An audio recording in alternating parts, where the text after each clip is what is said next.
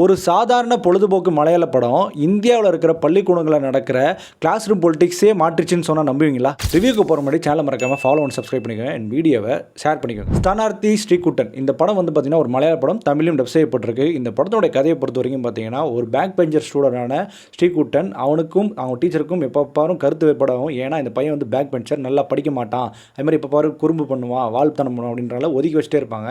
இது ஒரு கடத்தில் அந்த பையன் கோமாயி வேற ஒரு விஸ்வரூபமே எடுக்குது. அதை நோக்கி தான் இந்த படத்தோட கதை நகரப்படுது. இந்த படம் சொல்லக்கூடிய பொலிட்டிக்ஸ் என்ன அப்படின்னு கேட்டிங்கன்னா எல்லாரும் ஈக்குவல் அப்படின்ற ஒரு விஷயம் தான்.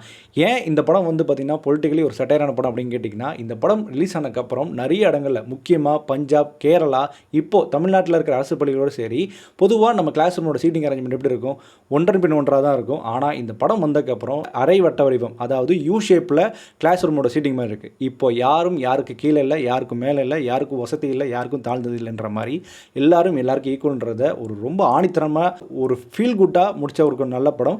இதனால் இந்த படம் ரிலீஸ் ஆனதுக்கப்புறம் எல்லா நகரங்களில் இந்த படம் பார்க்கப்பட்டு நிறைய கிளாஸ் ரூம் சேஞ்ச் பண்ணியிருக்காங்க. இந்த படம் பஞ்சாப்லேயும் போய் ரீச் ஆயிருக்கு, இப்போ நம்ம தமிழ்நாட்டிலையும் ரீச் ஆயிருக்கு. தமிழ்நாட்டில் இருக்க அரசு பள்ளியில் இப்போ மேக்ஸிமம் கொண்டு வந்துட்டாங்க. அந்த அளவுக்கு இந்த படத்தினுடைய எஃபெக்ட் அப்படி. ஸோ நல்ல ஒரு படம். இந்த படத்தில் அனு வர்கீஸ் ஒரு டீச்சராக நடிச்சிருப்பார், முக்கியமாக ஒரு பேட் டீச்சராக நடிச்சிருப்பார். அவரோட ரோல் ரொம்ப சூப்பராக இருந்தது. அந்த மாதிரி அந்த பையனாக நடித்தவனாக இருக்கட்டும், அந்த பசங்களாக இருக்கட்டும், எல்லாருமே சூப்பராக நடிச்சு கொடுத்துட்டாங்க. அந்தளவுக்கு படம் ரொம்ப ஸ்ட்ராங்காக இருக்குது. ஒரு மஸ்ட் வாட்சான படம். ஸோ தயவு செஞ்சு மிஸ் பண்ணாதீங்க. இந்த மாதிரியான மூவி ரிவ்யூஸ்க்கு மூவி ரெகக்னேஷன் நம்ம சேனல் தொடர்ந்து ஃபாலோ பண்ணிக்கோங்க.